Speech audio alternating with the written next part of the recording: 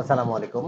যুব ও ক্রীড়া মন্ত্রণালয়ের আওতাধীন যুব উন্নয়ন অধিদপ্তর কর্তৃক বাস্তবায়নাধীন শিক্ষিত কর্মপ্রত্যাশী যুবদের ফ্রিল্যান্সিং প্রশিক্ষণের মাধ্যমে কর্মসংস্থান সৃষ্টির প্রকল্প ডিজিটাল মার্কেটিং উইথ ফ্রিল্যান্সিং কোর্সে ভর্তির জন্য সপ্তম ব্যাচে ভর্তির জন্য অলরেডি আবেদন গ্রহণ করা শেষ হয়ে গেছে। আপনারা চাইলেও আর আবেদন করতে পারবেন না। যারা আবেদন করতে পারেন নাই তারা আগামী ৩ মাস পরে আবার অষ্টম ব্যাচে আবেদন করতে পারবেন। এবং যারা সপ্তম ব্যাচে আবেদন করছেন তারা অনেকে পরিপূর্ণ গাইডলাইনের অভাবে আপনার পরীক্ষা ভালো করতে পারেন এবং অনেকে চান্স পান না। তো আপনাদের জন্য আজকে আমি কিছু গাইডলাইন নিয়ে আসছি। গত কয়েকটা পরীক্ষার প্রশ্ন পর্যালোচনা করে কিছু প্রশ্ন এবং কি কি টপিকে সাধারণত প্রশ্নগুলো হয়ে থাকে সেই টপিকগুলো আমি আজকে আপনাদের সাথে শেয়ার করব। তো শুরু করি। ডিজিটাল মার্কেটিং উইথ ফ্রিল্যান্সিং এর যে টপিকগুলো আছে টপিকগুলোর শুরুতেই আসে বেসিক কম্পিউটার।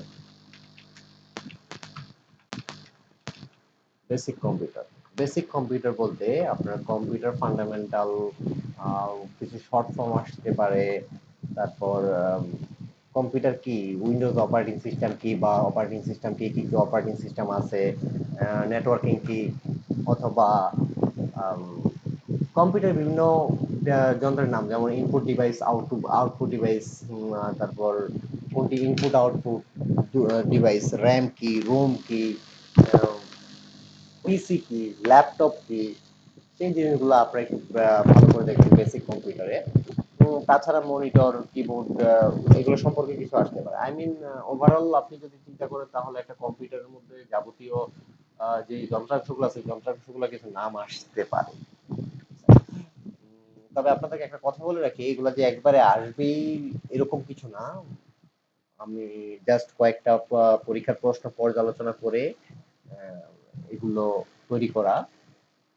এবং আরেকটা জিনিস আমি আপনাদেরকে বলে রাখি, সেটা হলো এই এই পরীক্ষার প্রশ্ন আউট হওয়ার পসিবিলিটি নাই বললেই চলে, একবারে শূন্যের কোটায়।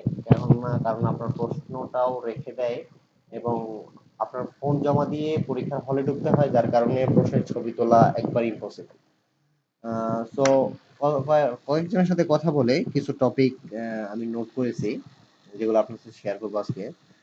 বেসিক কম্পিউটারের কম্পিউটার ফান্ডামেন্টাল এবং যন্ত্রাংশের নাম, ইনপুট আউটপুট সহ আহ, যেই যন্ত্রাংশগুলোর নাম আছে অথবা বেসিক, আই মিন আমি বলতে গেলে গুছিয়ে বলতে পারতেছি না, যে আপনাদের কম্পিউটার ভিতরে যন্ত্রাংশগুলোর নামগুলোই আসতে পারে, শর্ট ফর্ম আসতে পারে, সিপিইউ কি, র্যাম কি, হ্যাঁ র্যামের ফুল ফর্ম কি, এইচডিডি কি, হার্ড ডিস্ক কি, এসএসডি কি, এইসব টাইপ।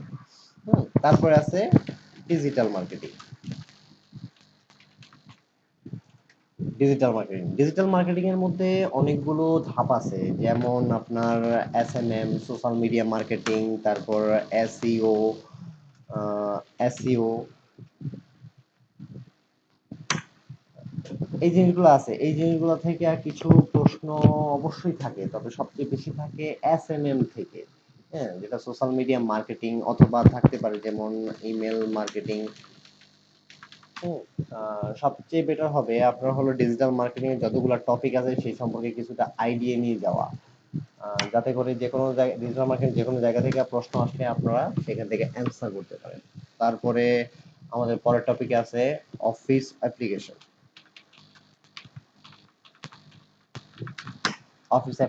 অফিস অ্যাপ্লিকেশন বলতে আমরা যে আহ, আমাদের কম্পিউটার যে MS Word, Excel, PowerPoint, I mean office application, ওটাকে অফিস অ্যাপ্লিকেশন বলে সহজে, আমরা অনেকে চিনি না।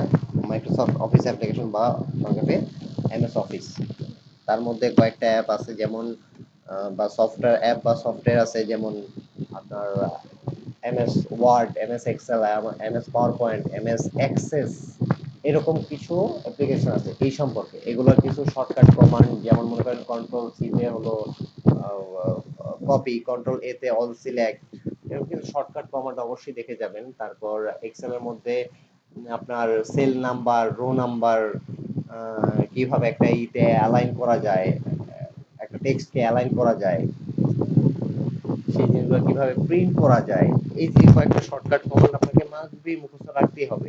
এটা আজকে হোক আর কালকে হোক, পরীক্ষার জন্য হোক অথবা পরীক্ষার বাইরে হোক, এটা আপনাকে রাখতেই হবে। তারপরে আসতেছে আপনার মার্কেট প্লেস।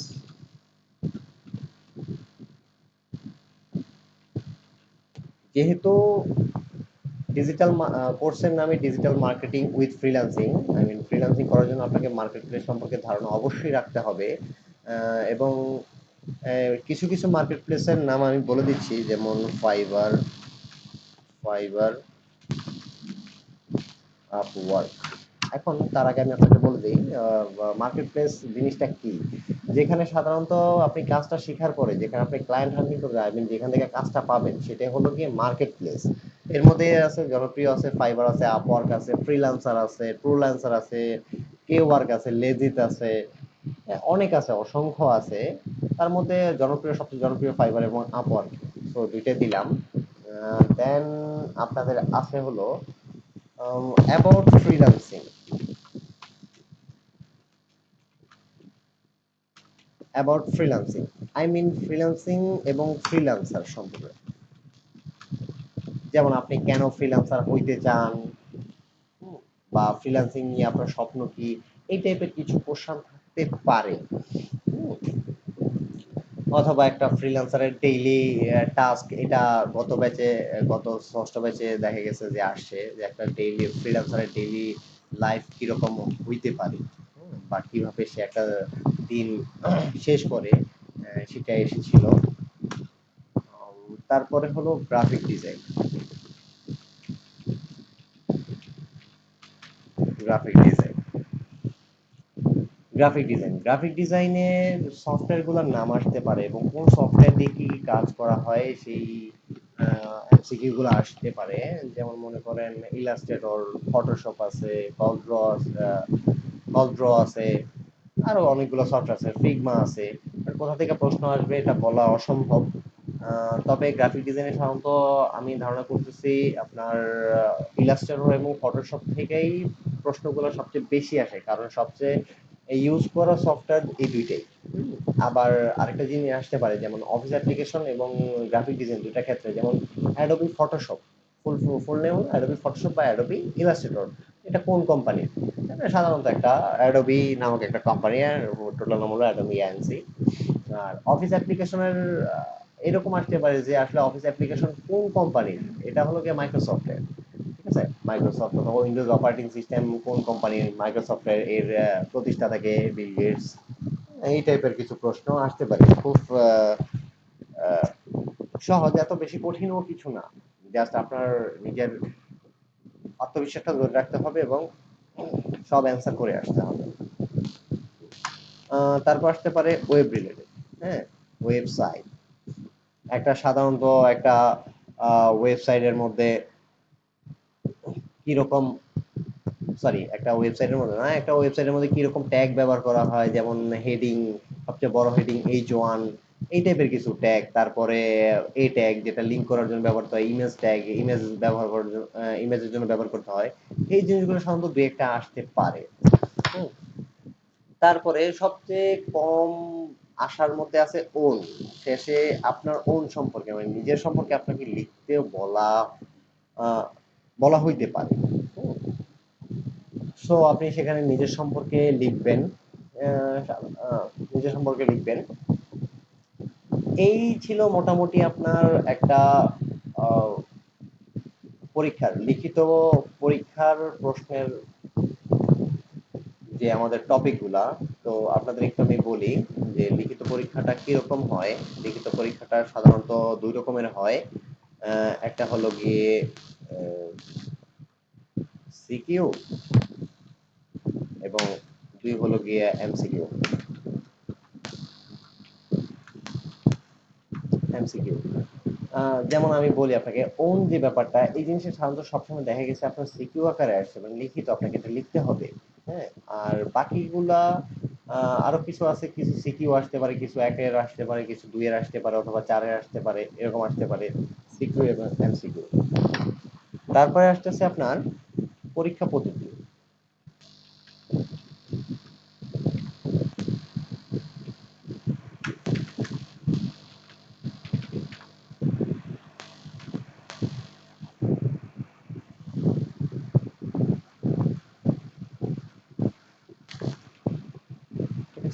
পরীক্ষা পদ্ধতি। এখন আপনাদের পরীক্ষা পদ্ধতিটা আসে, পরীক্ষা পদ্ধতি সাধারণত দুই ভাবে আসে। প্রথম হলো কি আপনাকে লিখিত, যে লিখিত আছে, লিখিতে অবশ্যই আপনাকে পাস করতে হবে। লিখিতে পাস করার পরে আপনাকে মেসেজের মাধ্যমে ভাইবার জন্য ডাকা হবে, এবং এই দুইটাই যদি আপনি সন্তোষজনক উত্তর দিতে পারেন বা পাস করতে পারেন, কৃতকার্য হতে পারেন, তবেই কেবল আপনি ক্লাসে বসতে পারবেন। তবে হ্যাঁ, একটা কথা আছে, আপনি যদি ক্লাসে বসার আপনি যদি এই কোর্সটি খুব ভাবে করতে চান এবং চান যে একজন ফ্রিল্যান্সার হবেন, তাহলে এই কোর্সটি আপনার জন্য। আপনাকে অবশ্যই সপ্তাহে 6 দিন এবং ডেইলি 8 ঘন্টা ক্লাস করার মন মানসিকতা অবশ্যই থাকতে হবে। আপনি যদি কয়েকদিন ক্লাস করার পরে দেখা গেছে ক্লাস করা বন্ধ করে দেন বা 8 ঘন্টা উপস্থিত হতে পারতেছেন না, তাহলে কিন্তু আপনাকে বাদ দিয়ে দেওয়া হবে। এবং একটা কথা, আপনি যদি লিখিতে অথবা ভাইভায় কোনোভাবে বাদ যান, তাহলে হয়তো পরের বার আপনি আবেদন করতে পারবেন এবং আরেকটা চান্স পাওয়ার পসিবিলিটি আছে। কিন্তু আপনি যদি ক্লাসে বসে শুধুমাত্র অনিয়মের কারণে আপনি